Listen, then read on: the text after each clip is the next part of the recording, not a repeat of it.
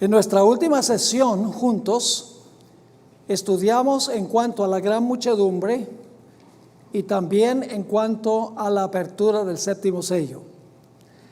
En esta presentación vamos a hablar de lo que va a ocurrir después que se abre el séptimo sello, ya cuando el pueblo de Dios haya sido llevado por Jesús al cielo en su segunda venida.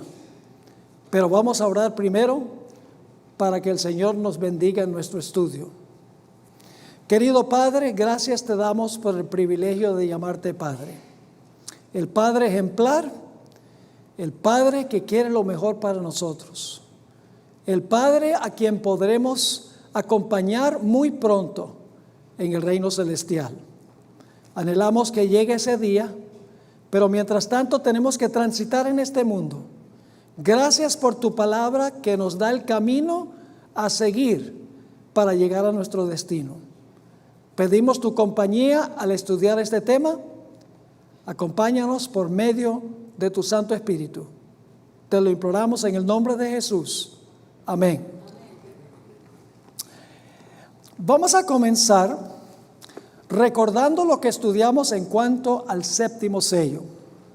Según vimos, el Señor Jesucristo va a descender del cielo en poder y gloria en su segunda venida. Cuando ya está a cierta distancia del planeta, los justos van a exclamar la pregunta de la última parte del sexto sello. El gran día de su ira ha venido, ¿y quién podrá estar en pie? Y luego viene el séptimo sello. Hay un periodo de terrible silencio. Esa es la séptima plaga, el séptimo sello, perdón. Y luego entonces se oye la voz de Jesús que dice: bástaos mi gracia. El Señor Jesucristo continúa su descenso y dice en 1 Tesalonicenses 4 que los justos, todos los redimidos, los que están vivos, los que murieron, son arrebatados en las nubes para recibir al Señor Jesucristo en el aire, y Cristo y los salvos con los ángeles ascenderán al cielo, a donde pasarán un periodo de 1000 años. Allá durante los 1000 años se va a abrir el rollo cuyos sellos han sido rotos, porque cuando se rompe el séptimo sello ya se puede desenrollar el pergamino para leer el contenido del pergamino. Y la primera lectura de lo que está en este libro en la mano derecha del que estaba sentado en el trono es durante los 1000 años que el pueblo de Dios pasará en la patria celestial. Vamos a leer algunos versículos sobre eso. Vamos a 1 de Corintios, el capítulo 6. 1 de Corintios, el capítulo 6. Y vamos a leer los versículos 1 al 3.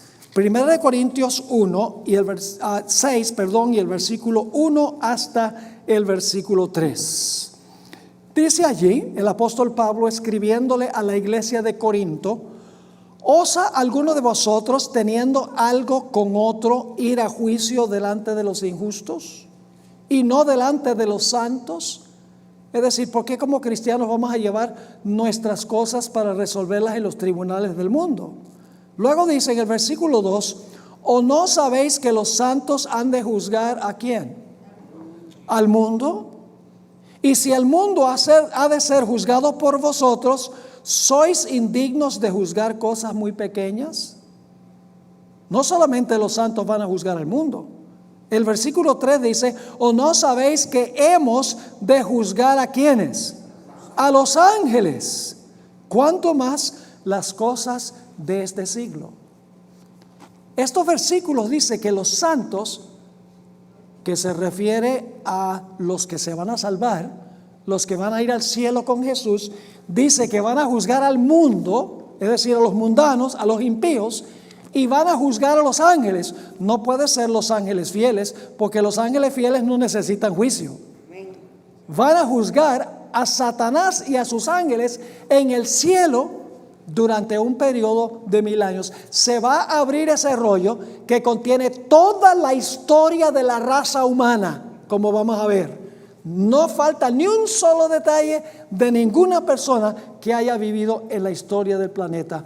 Dios revelará toda la historia del mundo a los redimidos en el cielo para que ellos dicten sentencia contra los impíos que se ejecutará después de los 1000 años. Hay otro pasaje que describe este juicio en el cielo durante los 1000 años, cuando se va a abrir el rollo después que se rompe el séptimo sello. Se encuentra en el capítulo 20 de Apocalipsis y vamos a empezar en el versículo 1. Apocalipsis 21. Y vi un ángel descender del cielo que tenía la llave del abismo y una grande cadena en su mano, y prendió al dragón, aquella serpiente antigua que es el diablo y Satanás, y le ató por 1000 años, y arrojólo al abismo y le encerró y selló sobre él, porque no engañe más a las naciones durante los 1000 años, digamos, hasta que 1000 años sean cumplidos, y después de esto es necesario que sea desatado un poco de tiempo.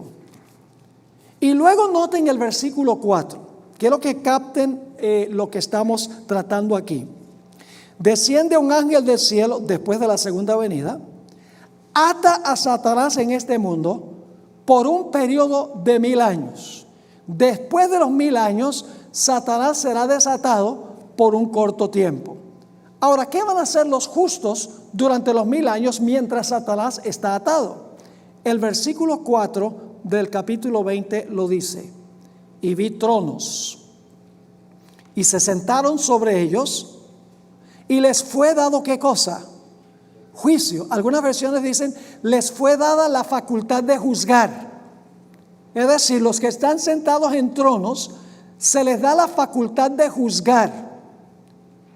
Y vi las almas de los degollados por el testimonio de Jesús y por la palabra de Dios, y que no habían adorado la bestia ni a su imagen, y que no recibieron la señal en sus frentes ni en sus manos, y vivieron y reinaron con Cristo 1000 años. Entonces, ¿qué se le va a dar a los santos o a los salvos cuando el Señor Jesucristo ate a Satanás? ¿Qué van a hacer los salvos en el cielo durante los 1000 años? Dice que se les dio la facultad de juzgar. ¿A quiénes? No puede ser juzgar a los fieles porque ya están allá. No puede ser juzgar a Dios porque Dios no necesita ser juzgado. No puede referirse a juzgar a los ángeles fieles porque ellos nunca pecaron. Los únicos grupos que quedan que hay que juzgar son Satanás, sus ángeles y los impíos. Se va a abrir el pergamino o el rollo y se va a ver toda la historia de la raza humana y todas las malas decisiones que tomaron los que se quedaron en la tierra muertos durante los 1000 años, y Satanás y sus ángeles en un estado vivo. Noten también Apocalipsis el capítulo 20, Apocalipsis el capítulo 20 y el versículo 11. Apocalipsis 20 y el versículo 11. Esto es durante los 1000 años. Estos dos versículos, 11 y 12, está relatando algo que va a pasar durante los 1000 años. Dice, y vi un gran trono blanco. Yo pregunto, el Señor Jesucristo cuando regrese por segunda vez, ¿se acuerdan el sexto sello? Escondernos de aquel que está sentado sobre el ¿qué? Sobre el trono y de la ira del Cordero. A Jesús se le pinta viniendo por segunda vez sentado en su trono. Ahora, ¿qué pasa con las islas y los montes cuando Cristo venga, según el sexto sello? Las islas se van a hundir y los montes se van a caer. Ahora fíjense el versículo 11 otra vez. Y vi un gran trono blanco, que es el mismo sobre el cual viene Jesús por segunda vez, y al que estaba sentado en él, delante del cual huyó ¿qué cosa? La tierra y el cielo, y no fue hallado el lugar de ellos. ¿Qué es lo que pasa en la segunda venida? Porque el cielo se enrolla como un pergamino. Las estrellas, el sol, la luna se desvanecen de sus lugares. Y luego, ¿qué sucede en el versículo 12? Y vi los muertos, grandes y pequeños, que estaban delante de Dios. ¿Quiénes son estos muertos que están delante de Dios? en realidad son ¿quiénes? Los impíos. Y luego sigue diciendo, ¿qué va a suceder? Los libros fueron ¿qué? Abiertos. Y otro libro fue abierto, el cual es el de la vida, y fueron juzgados ¿quiénes? Los muertos por las cosas que estaban escritas en los libros según sus obras. Estos muertos que son juzgados cuando Cristo venga por segunda vez. Cuando se rompe el séptimo sello, hay silencio en el cielo, Cristo lleva a su pueblo al cielo y entonces se abre el pergamino para juzgar a todos los impíos. Ahora quiero que notemos la secuencia de eventos que van a ocurrir después de los 1000 años. Vamos otra vez a Apocalipsis, el capítulo 20, y vamos a leer el versículo 13 de Apocalipsis 20, capítulo 20. Notemos que el versículo 13 está relatando lo que va a ocurrir después de los 1000 años. Es decir, versículo 11 y 12 ocurre antes y durante. Lo que está en el versículo 13 ocurre después de los 1000 años, cuando los muertos resucitan. Note lo que dice el versículo 13. Y el mar dio los muertos que estaban en él. ¿Qué significa el mar dio los muertos que estaban en él? Y luego dice, y el infierno. En realidad hemos visto que eso se debe traducir como, no infierno, sino sepulcro. Y el sepulcro, la muerte y el sepulcro, dieron los muertos que estaban en ellos. ¿Qué significa dieron los muertos que estaban en ellos? Significa que los muertos ahora van a ¿qué? Van a resucitar. Y fue hecho juicio de cada uno según sus ¿qué? Según sus obras. Ahora, yo no sé si ustedes captaron esto. Muy importante. Hay un juicio que transpira durante los 1000 años. El Hijo del Hombre viene sentado en su trono. La tierra es removida de su lugar. Y entonces se realiza un juicio en el cielo, según el versículo 11 y el versículo 12. Los muertos están parados delante de Dios. Ahora, cuando dice que los muertos están parados delante de Dios, un muerto no se puede parar. Quiere decir sencillamente que Dios ahora va a abrir el pergamino, va a abrir los registros de esos impíos que murieron. Ahora se va a abrir el pergamino y se va a hacer el juicio celestial para dictar sentencia contra aquellos que quedaron muertos en el planeta. Y después, en el versículo 13, dice que los muertos, el mar dio los muertos y la tierra dio los muertos que estaban en ellos, que es la resurrección, y dice, y fueron juzgados por sus obras. Es decir, hay un juicio durante los 1000 años. Los justos están en el cielo, se abre el pergamino entre ellos y luego después de los 1000 años nuevamente se va a abrir el pergamino, pero ya no se va a abrir ante los justos. El pergamino se va a abrir ante todos los impíos que resucitan después de los 1000 años. Ahora, con esto en mente, queremos repasar lo que va a ocurrir después de los 1000 años. ¿Está claro que el pergamino se va a abrir durante los 1000 años? ¿Está claro eso? ¿Quiénes van a ser los jueces? Los redimidos van a ser los jueces. Pablo dijo que los santos iban a juzgar al mundo e iban a juzgar a ¿quiénes? A los ángeles. Apocalipsis 24 dice, se les dio la facultad a los santos, la facultad ¿de qué? De juzgar. Y el versículo 11 y 12 dice que cuando Cristo venga sobre el trono blanco y se desvanece el cielo y la tierra, que los libros se van a abrir, los muertos van a comparecer ante el juicio. Están muertos en la tierra, pero el juicio se está haciendo en el cielo. Y después de eso, en el versículo 13, dice que el mar da a los muertos que está en él, que es la resurrección. La tierra o el sepulcro y la muerte dan los muertos que están en ellos. Y entonces son juzgados según sus obras después de los 1000 años. Ahora vamos a repasar con brevedad los eventos que ocurren después de los 1000 años. Si ustedes quieren estudiar más sobre esto, lean el último capítulo del Conflicto de los Siglos. Yo voy a seguir la secuencia que encontramos en ese capítulo. El título del último capítulo es El fin del conflicto. Y yo voy a resumir el contenido de ese capítulo para que ustedes vean cuándo es que se va a abrir el pergamino después de los 1000 años ante todos los impíos. En primer lugar, ese capítulo nos dice que Cristo y los justos descienden del cielo a la tierra después de los 1000 años. Jesús, los ángeles, los redimidos descienden del cielo a donde han estado juzgando por 1000 años al mundo. Satanás y sus ángeles ahora descienden con Cristo del cielo a la tierra. Luego dice la sierva del Señor que resucitarán los impíos. Cristo va a llamar del sepulcro a todos los muertos impíos que están en la tierra, que fueron juzgados en el cielo durante los 1000 años. Todos van a resucitar. Jesús los va a llamar del sepulcro. Todos los impíos de todas las épocas, la Biblia dice que su número es como la arena del mar, el número de los granitos de arena en el mar. ¿Cuántos son esos? Prácticamente incontable, una muchedumbre que nadie podía contar. Así que Jesús resucita a los impíos.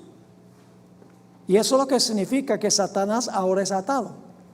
Yo pregunto, ¿dónde radica el poder de Satanás? ¿Por qué Satanás tiene poder? Tiene poder porque tiene a quien engañar. ¿Cuánto poder tendría Satanás si no tiene a nadie a quien engañar? Nada de poder. ¿Qué va a pasar con todos sus seguidores cuando Cristo venga? Todos van a morir. Y Satanás va a quedar solo aquí con sus ángeles. Toda su base de apoyo está muerta. Y por eso Satanás está atado. No puede engañar. Después de los 1000 años puede engañar. ¿Por qué razón? Porque después de los 1000 años los impíos resucitan y Satanás otra vez tiene su fuente de poder, sus gentes que ahora puede engañar.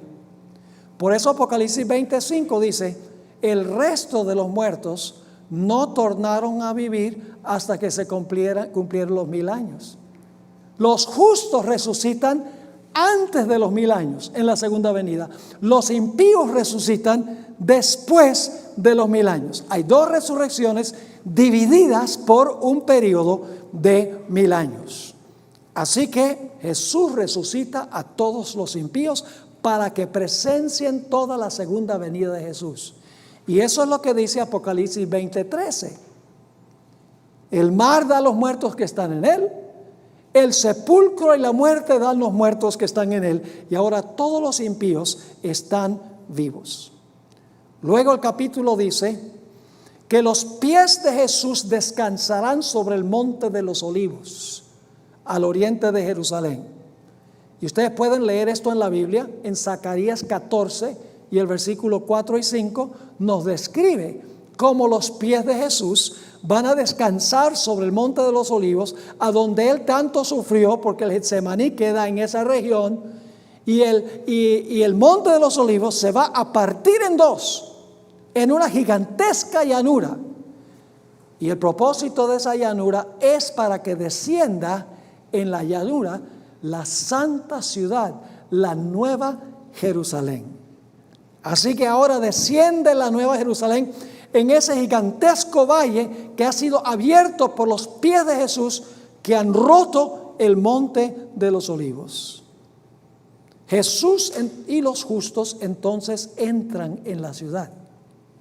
Fíjense que Jesús desciende con los justos, no están en la ciudad no desciende con ellos adentro. Jesús desciende con los santos, sus pies caen sobre el monte de los olivos, se abre la llanura, la ciudad desciende y entonces los justos entran a la santa ciudad con Jesús. En este momento, entonces, Satanás sale a engañar a las naciones. Ha recuperado su poder, porque ahora tiene gente. Durante los 1000 años no tuvo gente. Durante los 1000 años le tocó sentarse solo con sus ángeles a contemplar el desastre que él causó. y a pensar en el juicio que se estaba haciendo de él y sus ángeles en el cielo, porque él sabe que se va a hacer un juicio para dictar sentencia, la longitud de la sentencia de él con sus ángeles y de los impíos. Tortura, pasar 1000 años sin tener nada que hacer, sino contemplar la desolación que él causó. Ahora, después del milenio, entonces Satanás ve a toda la muchedumbre que ha resucitado, todos los impíos que han resucitado, que la Biblia dice que son como la arena del mar. Y Satanás les dice: yo los resucité a ustedes. Ustedes están vivos por mí, dice Satanás.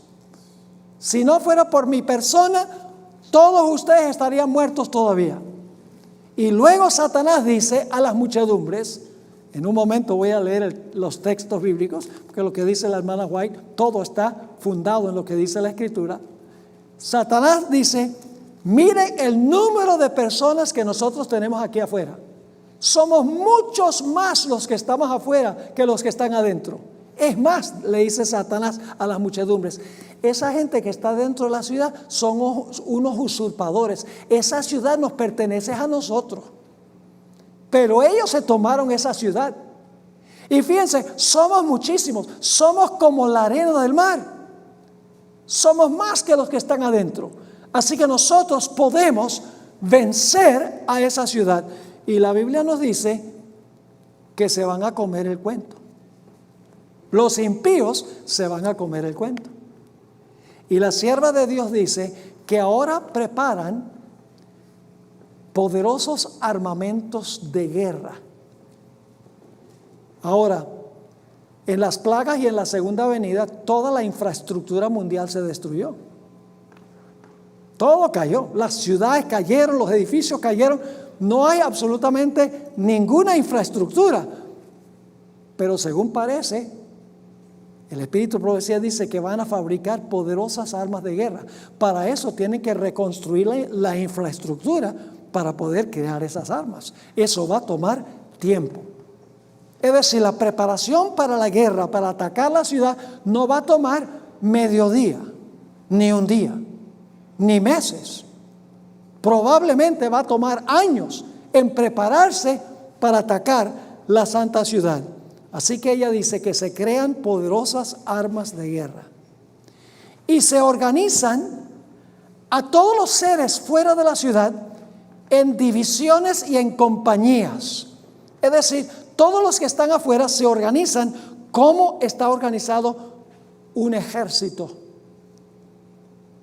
Van a boot camp, como decimos en inglés, a entrenarse como soldados. Y la sierva de Dios dice que el número de los que se preparan para la guerra contra la ciudad es mayor que todos los soldados que han peleado en todas las guerras, en toda la historia del planeta Tierra. ¿Pueden imaginarse cuántos soldados han peleado en todas las guerras en la historia de este planeta? Ella dice que el número de los que están fuera de la ciudad son más que eso. Y dice ella que cuando ya están preparados para atacar la santa ciudad, que marchan a través de la superficie de la tierra en orden militar. Yo pregunto, ¿para eso tienen que haber sido bien entrenados para marchar en orden militar? Absolutamente, tienen que haber entrenado para poder hacer eso. La Biblia describe este ejército en Apocalipsis 20. Apocalipsis, el capítulo 20.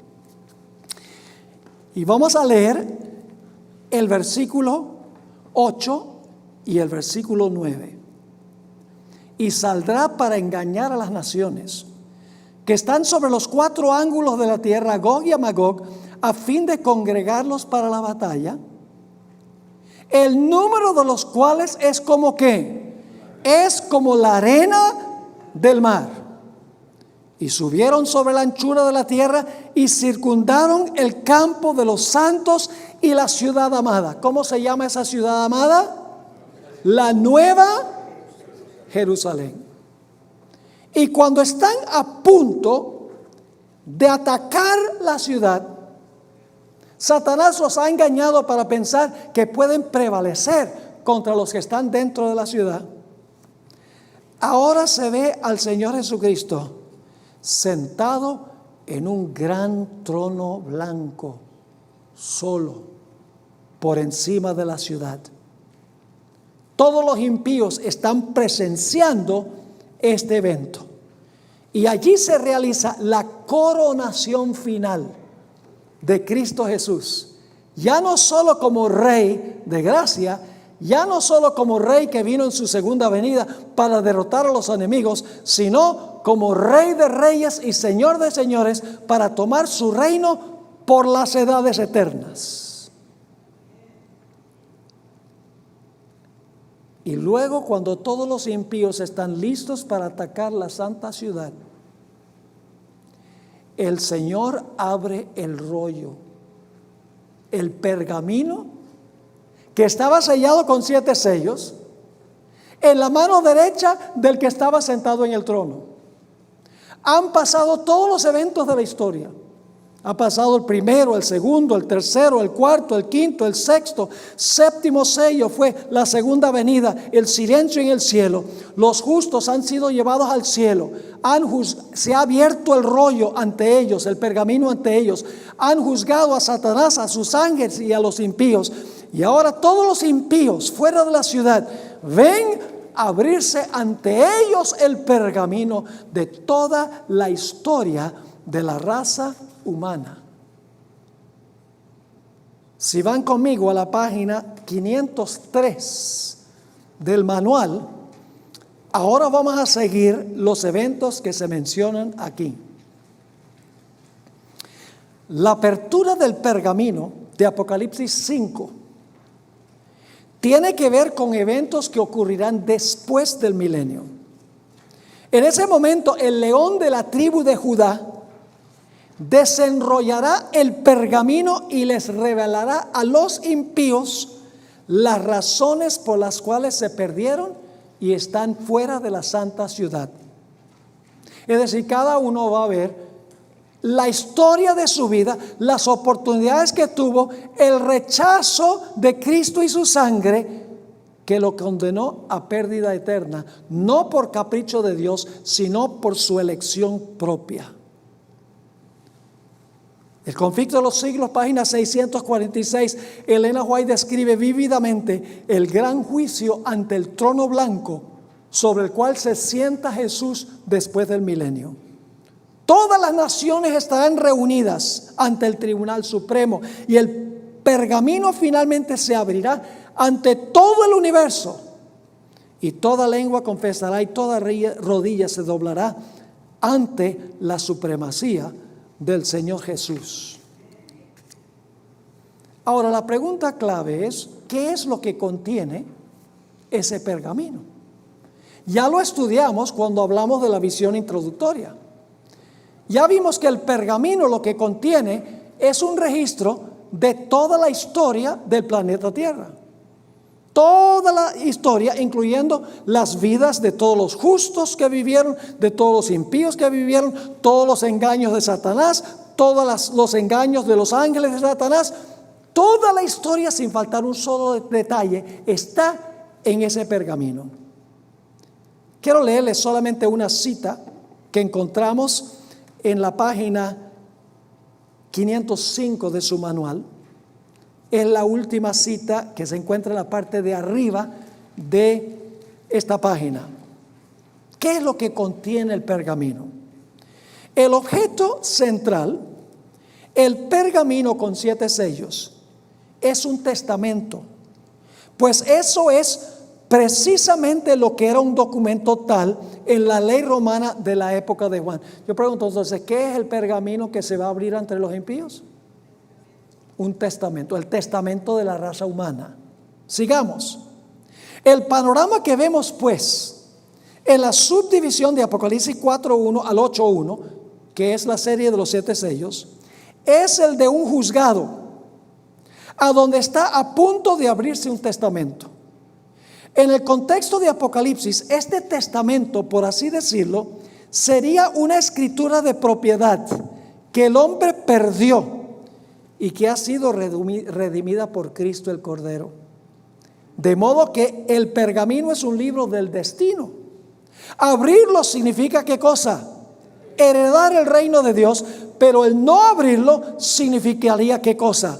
Perderlo. Con razón Juan lloró cuando pensó que nadie podía abrir el libro. Ahora vamos a la página 507. Estoy pasando por alto algunas cosas que estudiamos ya en la visión introductoria, pero vamos a notar la página 507. Elena White concordó con la cita que acabo de leer. La hermana White afirma que ese libro en realidad es la historia de toda la raza humana. Es el testamento de la raza humana que revela quién va a heredar la vida y quién va a heredar la muerte y por qué. Noten esta cita que encontramos en Manuscript Releases, tomo 9, página 7. Allí en su mano abierta está el libro, el pergamino que contiene la historia de los actos providenciales de Dios, la historia profética de las naciones y de la iglesia. El pergamino contiene las declaraciones divinas, su autoridad, sus mandamientos, sus leyes, la plenitud del consejo simbólico del Eterno y la historia de todos los que gobernaron en las naciones. En lenguaje simbólico se halla en ese pergamino la influencia de cada nación, lengua y pueblo desde el principio de la historia hasta su final. Una historia universal, sin faltar un solo detalle. Ahora, Elena White escribió una cita muy interesante a donde ella especificó un evento que ocurrió dentro de la historia que se grabó en ese pergamino. ¿Recuerdan cuando el Señor Jesucristo, y esto lo hemos estudiado antes, pero en el contexto de lo que estamos estudiando ahora es importante repetirlo? ¿Recuerdan cuando Pilato sacó a Jesús y a Barrabás y los puso lado a lado? Y dijo a la muchedumbre, mayormente a los líderes judíos, escojan a cuál de los dos quieren ustedes que yo suelte. ¿Y qué dijo el pueblo judío? Los líderes particularmente, suéltanos a quién, suéltanos a Barrabás. Ese es un evento histórico que se escribió en el pergamino, además de todos los demás en la historia. Noten lo que escribió Elena White en Palabras de Vida del Gran Maestro, página 236. Así hicieron su elección los dirigentes judíos. Su decisión fue registrada en el libro que Juan vio en la mano de aquel que se sienta en el trono, el libro que ningún hombre podía abrir. ¿Qué se escribió en el pergamino? Esa decisión. Y luego dice, con todo su carácter vindicativo, esa es la traducción al español que se hizo, pero en realidad la palabra en inglés es vindictiveness, que no tiene que ver con vindicar, porque vindicar es absolver, es justificar, exonerar. Con todo su carácter vindicativo, en inglés realmente significa en todo su carácter vengativo o retributivo, aparecerá esta decisión delante de ellos, es decir, delante de quiénes. ¿Quiénes son ellos? Los líderes judíos. Aparecerá delante de ellos en aquel día cuando el león de la tribu de Judá le quite el sello. Yo pregunto, los que dijeron suéltanos a Barrabás, ¿ellos van a ver nuevamente la decisión que tomaron? Lógicamente. Ahora, ¿qué necesita? ¿Dónde está toda esa gente que dijo eso, suéltanos a Barrabás? ¿A dónde están? Muertos. ¿Y durante el milenio? Muertos. Pero dice aquí que ellos van a ver de nuevo la decisión que tomaron. Para poder ver de nuevo la decisión que tomaron, tienen que ¿qué? Tienen que resucitar. ¿Y cuándo van a resucitar? Después de los 1000 años. ¿Están conmigo o no están conmigo? Es decir, después de los 1000 años se va a abrir otra vez el pergamino. Se abrió ante los fieles durante el milenio. para los fieles dictar sentencia contra Satanás, sus ángeles y los impíos. Pero después de los 1000 años, Dios va a abrir el pergamino y le va a revelar a los impíos por qué se perdieron, por las decisiones que ellos tomaron en la historia, porque ellos no van a heredar, o mejor dicho, van a heredar la muerte, por lo que ellos decidieron durante su vida. Ahora, Elena White describió el panorama que van a ver los impíos después del milenio. Describió la apertura del rollo en la página 508 con lujo de detalles. Dice: por encima del trono se destaca la cruz. Y como en vista panorámica, nosotros no podemos entender qué clase de tecnología es esta. ¿Saben la clase de tecnología que se necesita para grabar toda la historia de la raza humana sin faltar un solo detallito? La vida de la gente por dentro y por fuera, 6000 años de historia. ¿Qué clase de memoria se necesita en una computadora para eso? Y el hombre cree que es gran cosa. El hombre puede crear computadoras, etcétera, porque es una miniatura de la habilidad que tiene Dios. Así que dice: y como en vista panorámica aparecen las escenas de la tentación, la caída de Adán. ¿Dónde comienza? Al principio. Y los pasos sucesivos ¿de qué? Del gran plan de la redención. El humilde nacimiento del Salvador, su juventud pasada en la sencillez y en la obediencia, su bautismo en el Jordán, el ayuno y la tentación en el desierto, su ministerio público que reveló a los hombres las bendiciones más preciosas del cielo, los días repletos de obras de amor y misericordia, y las noches pasadas en oración y vigilia en la soledad de los montes, las conspiraciones de la envidia, del odio y de la malicia con que se recompensaron sus beneficios, la terrible y misteriosa agonía en el Getsemaní bajo el peso anonadador de los pecados de todo el mundo, la traición que le entregó en manos de la turba asesina, los terribles acontecimientos de esa noche de horror, el preso resignado y olvidado de sus discípulos más amados, arrastrado brutalmente por las calles de Jerusalén, el Hijo de Dios presentado con visos de triunfo ante Anás, obligado a comparecer en el palacio del sumo sacerdote, en el pretorio de Pilato, ante el cobarde y cruel Herodes. Yo pregunto, ¿Pilato y Herodes van a volver a ver lo que hicieron? Ridiculizado, insultado, atormentado y condenado a muerte.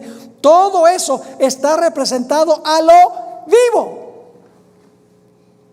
en high definition, en alta definición. Luego, ante las multitudes agitadas, se reproducen las escenas finales.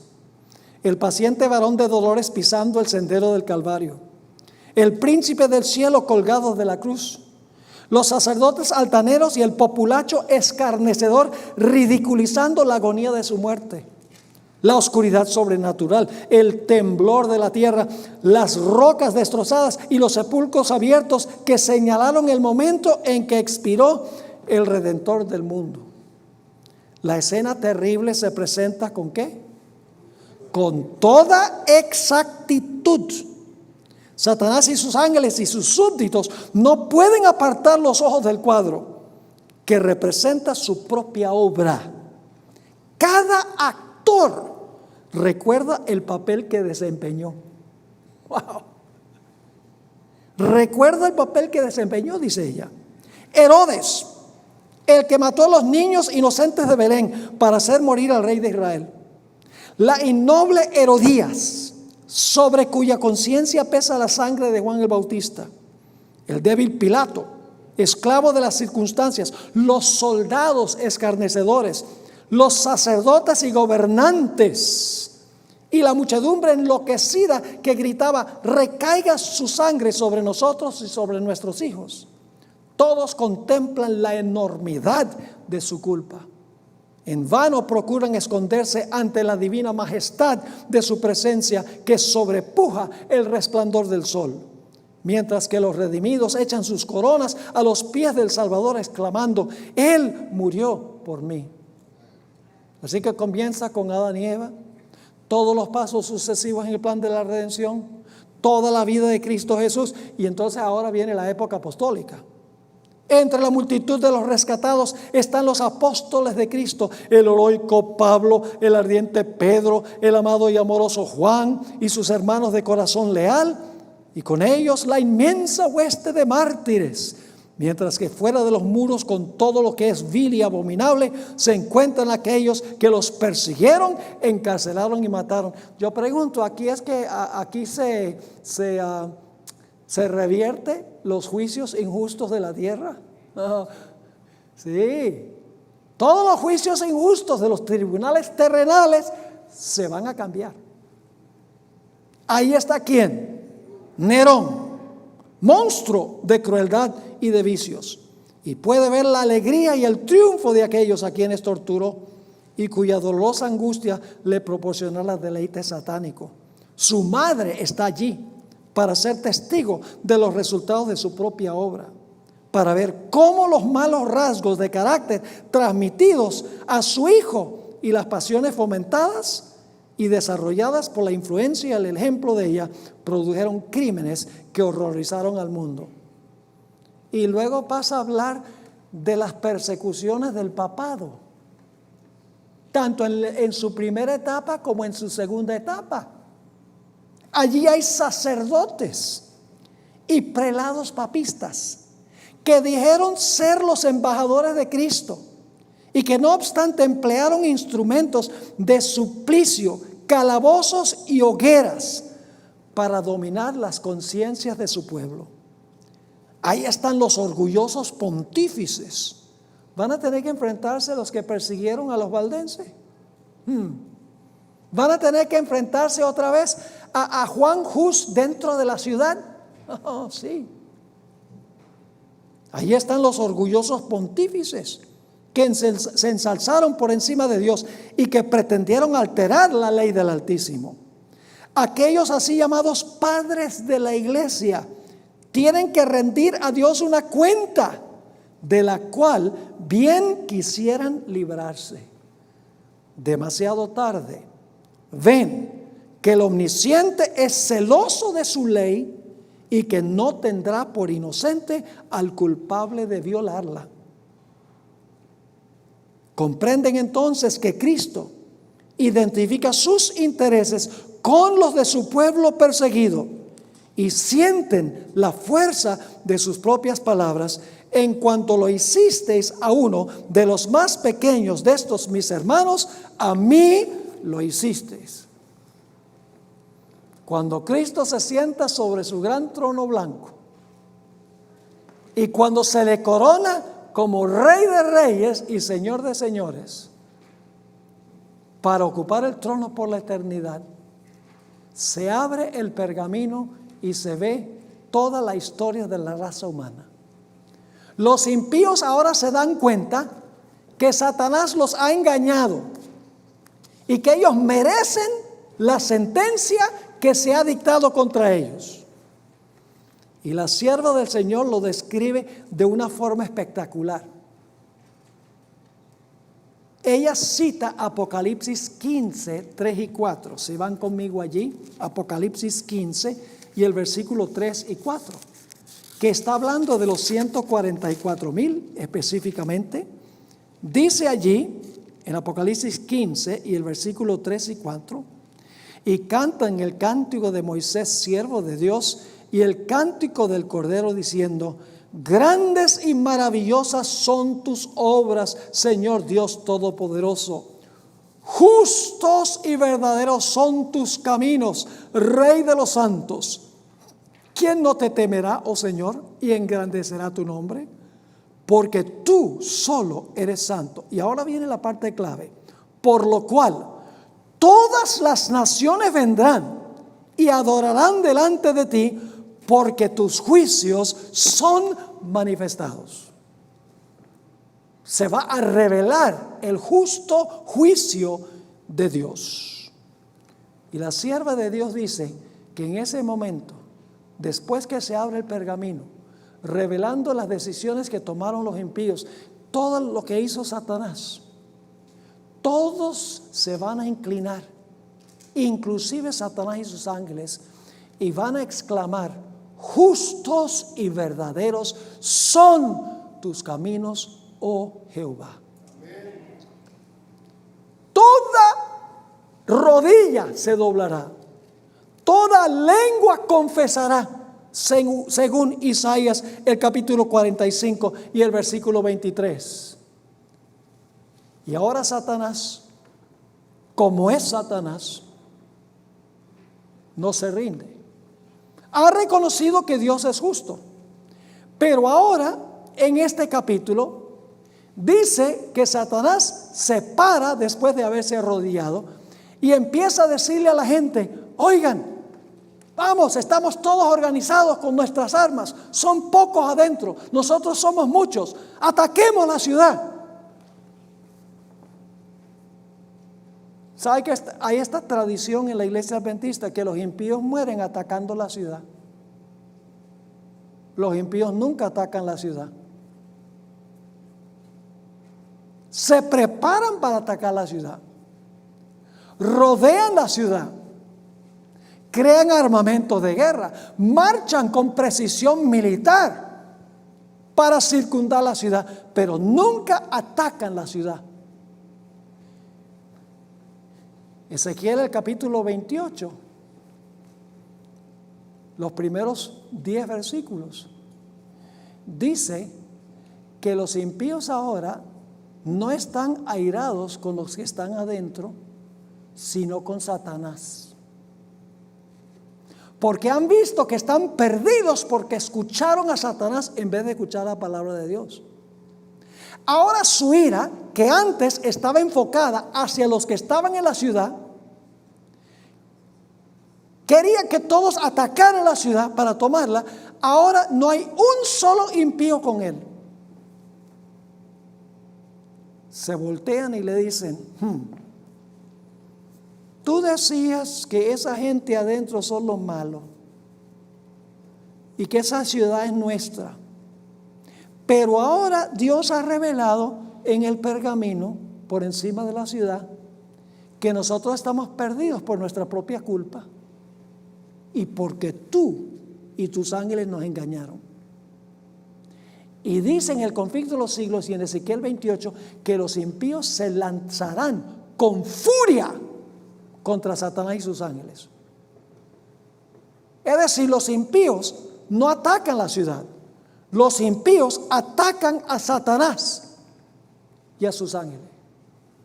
Y luego viene algo muy interesante.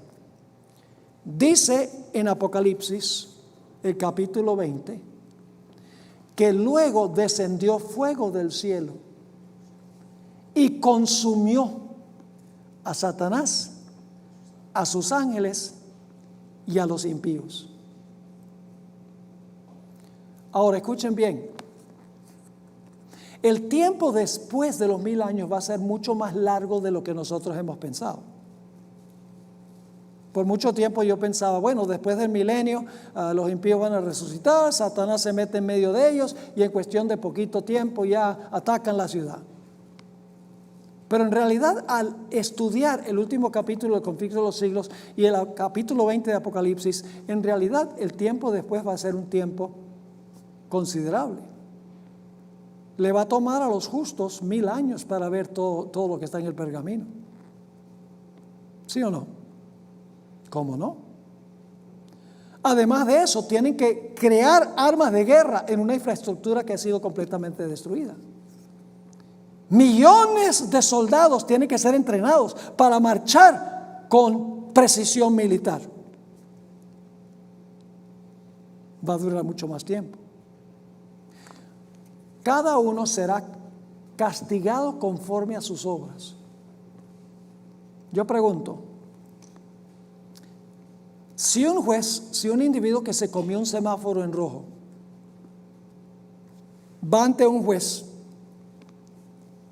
o digamos mejor, usemos de esta forma mejor, un individuo que mató a otra persona y va ante el juez, y el juez le dice: tú mataste a tal y tal, te condeno a muerte, la sentencia de muerte. ¿Se merece esa sentencia? Sí. Luego viene un individuo que se comió un semáforo en rojo y el juez le dice: te condeno a muerte.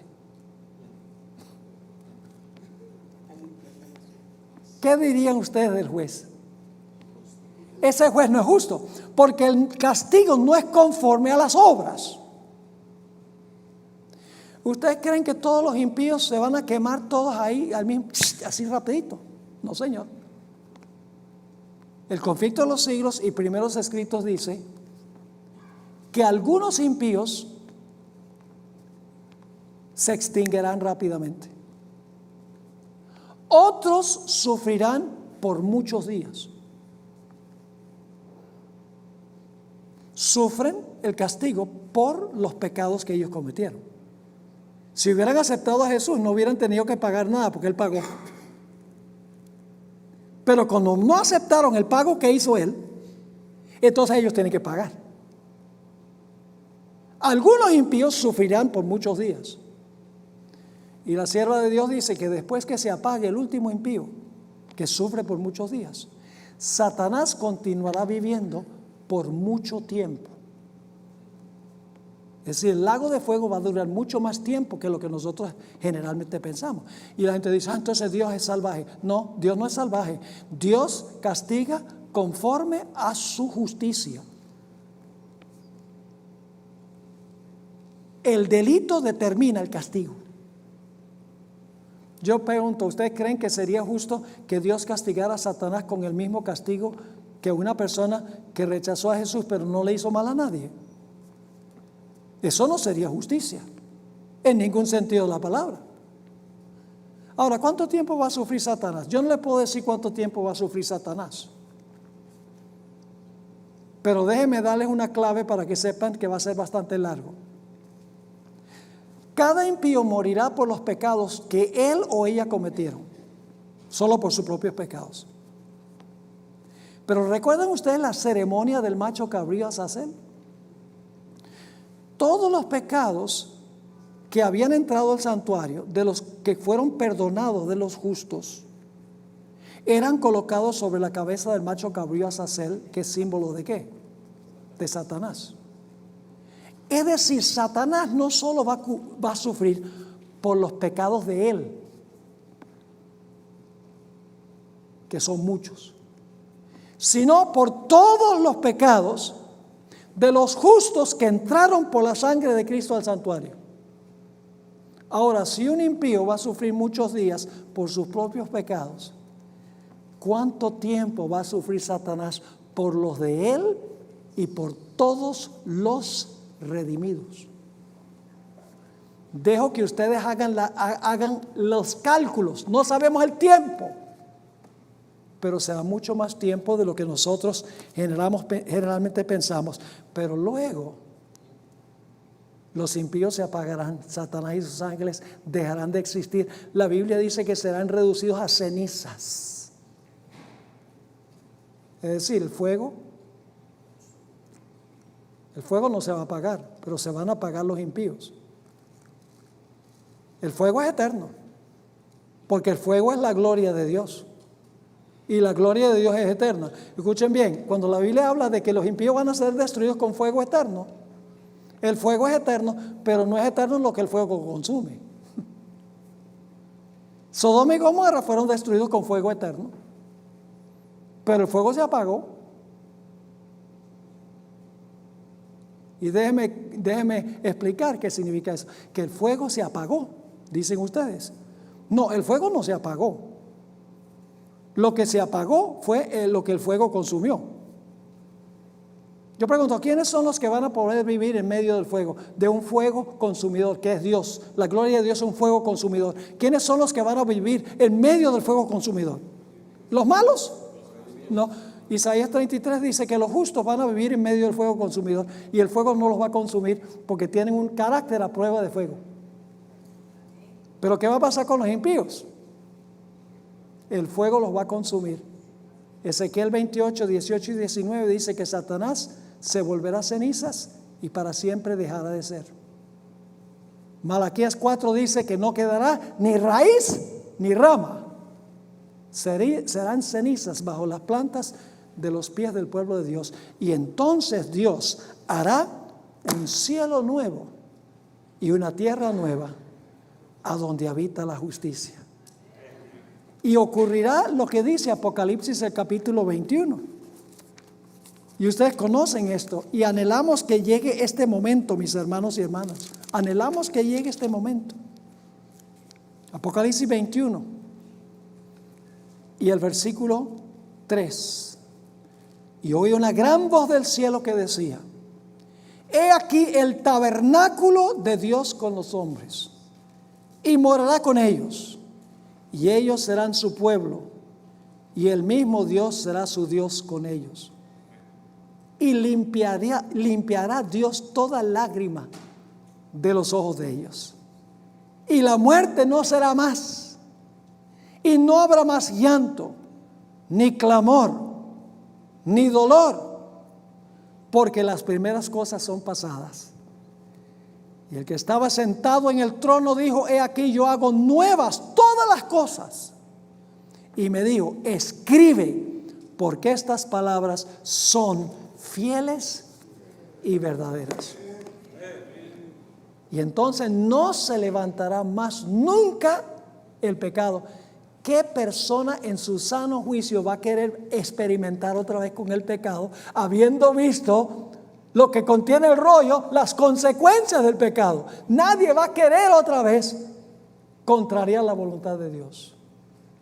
El pecado no se levantará por segunda vez, según el libro de Nahum, el capítulo 1 y el versículo 9. Y el pueblo de Dios podrá vivir en la presencia de un Dios santo por los siglos de la eternidad. Qué grandísimo privilegio nos ha comprado el Señor Jesucristo con su preciosa sangre. Pero tenemos que recibirlo como Salvador. Tenemos que aceptarlo personalmente, su vida y su muerte por nosotros, arrepentirnos, confesar nuestro pecado y confiar en la inmaculada justicia de Cristo Jesús.